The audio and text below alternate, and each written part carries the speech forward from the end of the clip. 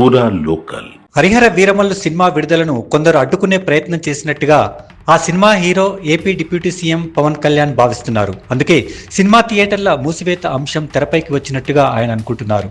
దీనిపై serious action తీసుకోవాలని కూడా పవర్ స్టార్ యోచిస్తున్నట్టు తెలుస్తోంది.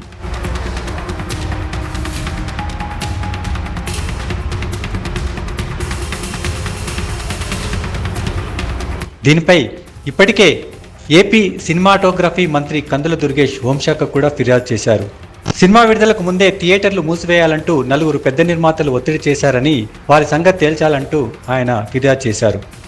జూన్ 12న హరిహర వీరమల్లు సినిమా విడుదల కానున్న నేపథ్యంలో సినిమా థియేటర్లు మూసివేయాలనే ఒత్తిడి వెనుక దాగున్న కుట్రను వెలికి తీయాలంటూ ఆయన హోంశాఖ ముఖ్య కార్యదర్శి కుమార్ విశ్వజిత్కు ఫిర్యాదు చేశారు. తెలుగులో పెద్ద నిర్మాతలుగా పేరున్న ఆ నలుగురు ఇటీవల ఒక చోట సమావేశమయ్యారని, వారు పన్నిన కుట్రలో భాగమే థియేటర్ల మూసివేత అని ఫిర్యాదులో పేర్కొన్నారు. దీనిపై స్పందించిన హోంశాఖ ముఖ్య కార్యదర్శి నిష్పక్షపాత దర్యాప్తునకు ఆదేశిస్తామంటూ మాటిచ్చినట్టు సినిమాటోగ్రఫీ వర్గాలు తెలిపాయి.